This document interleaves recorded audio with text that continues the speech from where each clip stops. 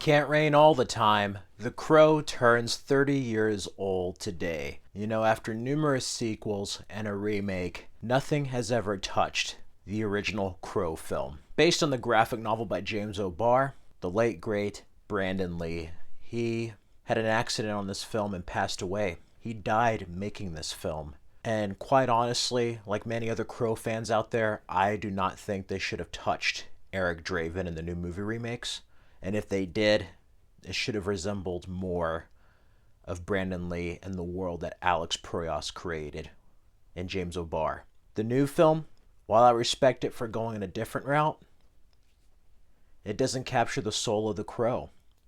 And it doesn't capture the soul of the graphic novel either. This took elements of the graphic novel, made a few embellishments, and then added to it. The Crow is a very dark, gritty comic book film before Sin City, before the Batman. It's very much like what Tim Burton set up in Batman 89 if it was mixed with Blade Runner and like your worst nightmare. The Crow was one of those films where I was aware of its existence, but I didn't see it until I was about 15 years old. I was in high school, and I remember seeing like The Crow and the image of it at Hot Topics in the mall. Like, you remember when Hot Topic was like all hardcore, like before Twilight? Like, The Crow, I don't know, something about the imagery and Hot Topic then just scared the shit out of me as a kid. But it's one of those movies that I was aware of. And I actually saw City of Angels on Showtime before I ever saw the original Crow. Then there was Salvation, and then around the time when Wicked Prayer was coming out, I saw the first Crow in Encore, and it was just an amazing film seeing it later. When you're older and you see a film from the past and you thought you've seen every great film or every classic, and there's like a hidden gem in there that you have never seen that's from the past. You're like, wow, I didn't think it was possible to see great movies again. And this film has such an amazing cast. I mean, you have Michael Wincott as Top Dollar, Ernie Hudson as Albrecht, Sophia Shinas as Shelley, then you have Bai Ling as Micah.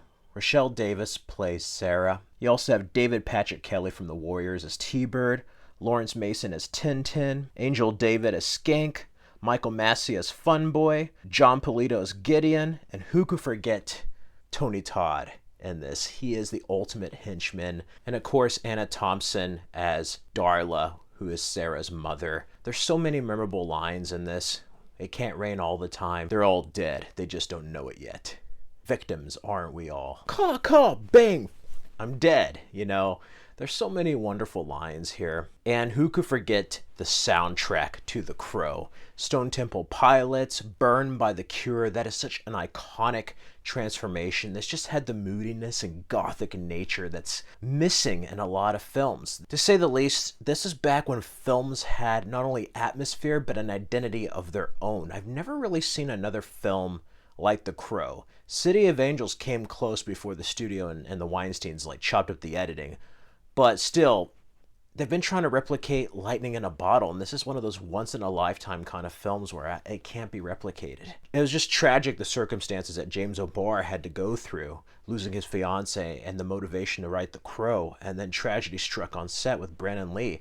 There's just tragedy all around this story, especially Eric Draven's. And it just reminds me of buildings fall, people die, but real love lasts forever. There is a deep emotional story about grief, love, and loss in this. And it's just a beautiful story, despite being a dark one. Who could forget Eric Draven getting back at the people who murdered him one by one? I love that part where T-Bird is just like, and the devil felt how awful goodness was, and he blows up the car, and you just see him light the lighter fluid, and it's a crow emblem. It's just a badass moment. And he's like, Skank's dead. He's right there. He's like, yeah, he is. And then he throws him out of the window. The stunt work, the stunts in this are amazing and ahead of their time, way before Matrix and even John Wick.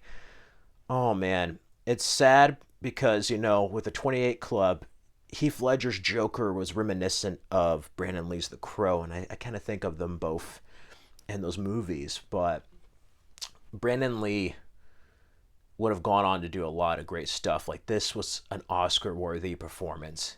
It's not just because he died while making it. He gave it all. He was going to forge his own path, and he did forge his own path, It's just a shame that we lost both Bruce and Brandon Lee at such young ages, because I just wonder what they would have done for entertainment, and the certain stories and perspectives it would have brought to the world much earlier, and how that would have changed future generations. 30 years later, despite the sequels, despite a TV show and a remake, I still think that this film has gotten more relevant. Some of it may look dated, but I like the miniatures. I like the comic book look of it. Oh yeah, who could forget the guitar solo? That is such an amazing moment there. It's not even just a great comic book film, it's a great film, period. And if you've never read the graphic novel or have seen Brandon Lee's The Crow, I highly recommend it.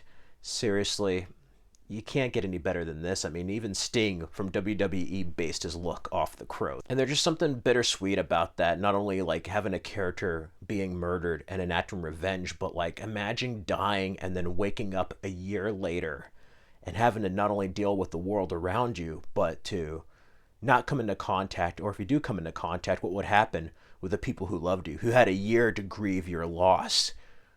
That's just a crazy story in itself. And who could forget the ending where he gives Top Dollar all the pain he had with Shelley's death? This is just a generational film. Why bother doing a sequel or remake? They all just are pale imitations of this work of art. Anyway, I just wanted to bring a brief retrospective of my memories and thoughts of The Crow for its 30th anniversary. Let me know, have you seen The Crow? Seriously, if you haven't, watch it. But if you've seen the original Crow, let me know your thoughts on when you first saw it down in the comments below. I'm going to listen to The Cure, Stone Temple Pilots, and Slip Slide Melting by For Our Love Not Lisa on the soundtrack. I love the soundtrack. In the meantime, you can check out these other videos for more content.